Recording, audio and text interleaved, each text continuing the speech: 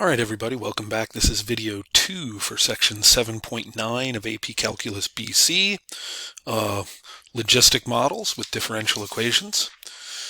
And so we're going to continue where we left off. At the end of the last video, we were talking about the types of models. We're going to jump right into an example here, where we're going to write a logistic function using the given information. We're given a logistic differential equation. dy dt equals 5y times the quantity 1 minus y over 20. And y of 0 equals 2. So one way that I can handle this is by taking this and integrating via separation of variables. All right, so I'm going to first distribute the y through the parentheses here. That turns this into 5 times the quantity y minus y squared over 20.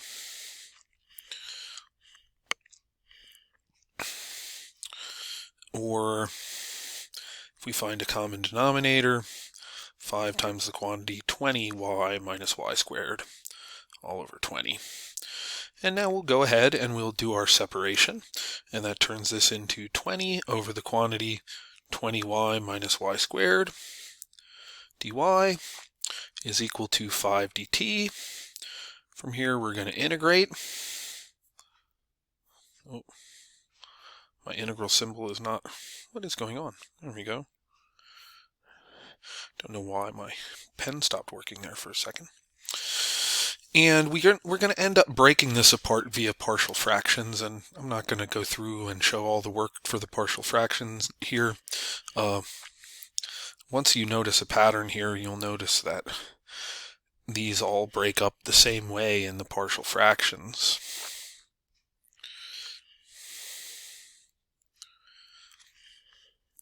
And now we're going to go ahead and integrate, and so we've got natural log of the absolute value of y minus natural log of the absolute value of 20 minus y equals 5t plus a constant. Combining it into a single natural logarithm, we get natural log of the absolute value of y over 20 minus y equals 5t plus c. And then we raise both sides of the equation e to that power and absorb the absolute value into the constant. And then we continue the solving process. We reciprocate.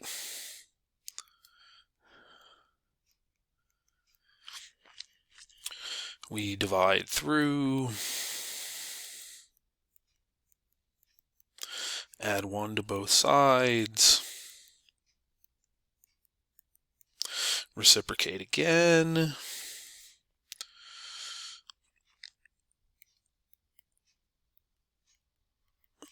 Multiply both sides by 20.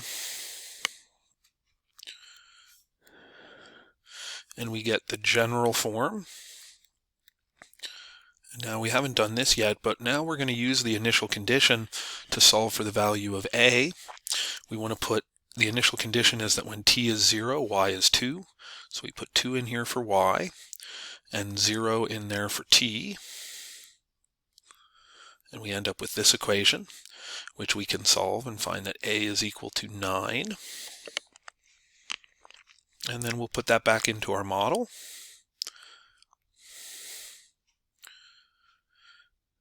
And boom, there is our logistic model, our logistic function representing this. Okay, now that's the hard way. The easy way, let's look at the easy way. We can identify the values of k and a from our original differential equation right here. We can see that k is this value 5 and a is 20.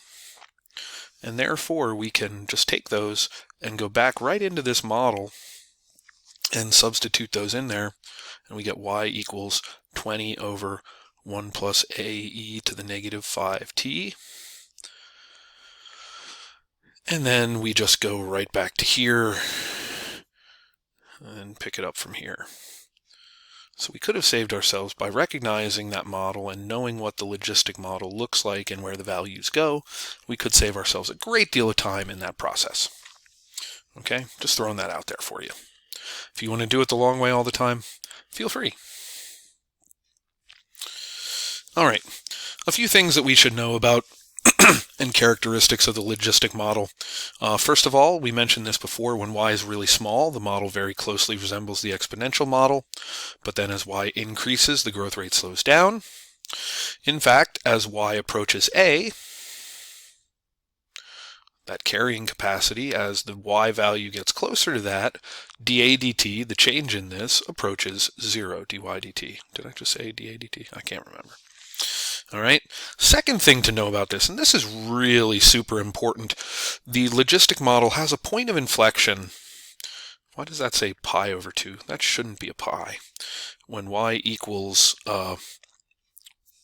m or a, it should be an a. I don't know how I got a pi in there. When y equals a over 2, this is when dy dt is at its maximum value, implying that y is increasing at its greatest rate. That's where the slope of the logistic curve is the highest, is at half the carrying capacity. Okay. The limit as t approaches infinity of the function, as time continues to go in this direction, the curve gets closer and closer to y equals a. That's our carrying capacity.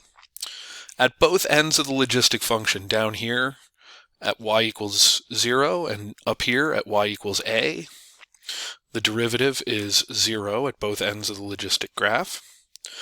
The logistic graph is always increasing, which means that dy dt is always positive, and it is always concave up on the bottom half up to that point of inflection, and concave down in the upper half from the point of inflection up to the carrying capacity. So those are some very important characteristics of that logistic graph.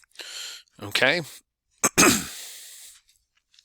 All right, hopefully I'll remember to fix that pi over 2 and change that pi to an a. Okay, continuing on, let's look at some examples here. Example 2, identify the carrying capacity where the maximum rate of change occurs and where the function is concave up and concave down. So looking at this function, the first one,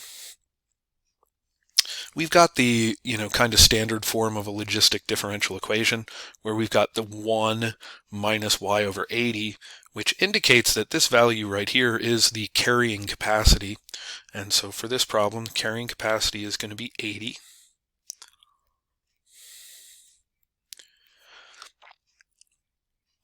And since the carrying capacity is 80, the maximum rate of change, remember the maximum rate of change happens at a over 2, where the point of inflection is. So the max rate of change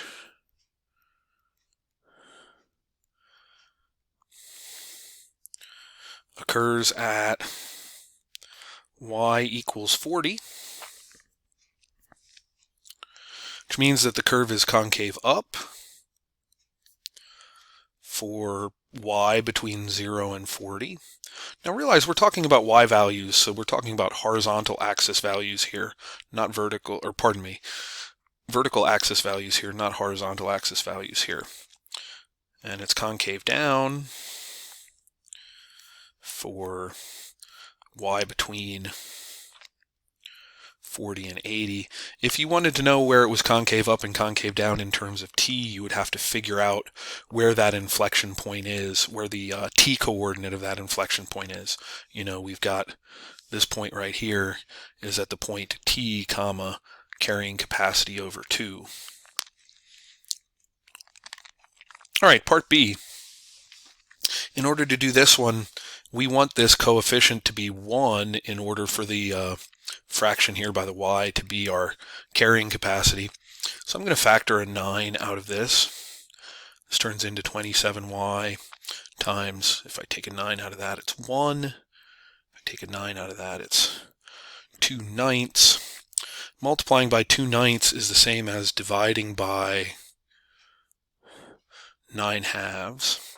And so in this case, my carrying capacity is 9/2.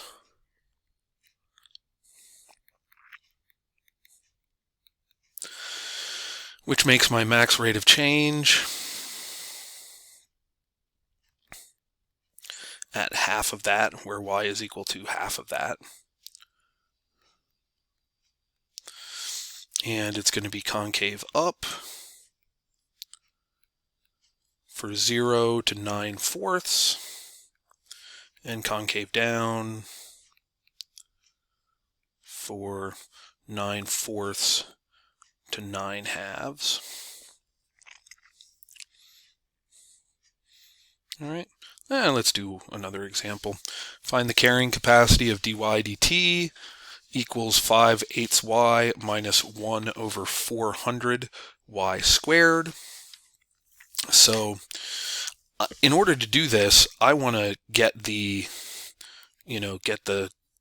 some factor times 1 minus something. So I'm going to go ahead and factor 5/8 y out of this. And when I factor 5/8 y out of the second term, I need to figure out what am I multiplying by 5/8 y to get negative 1 over 400.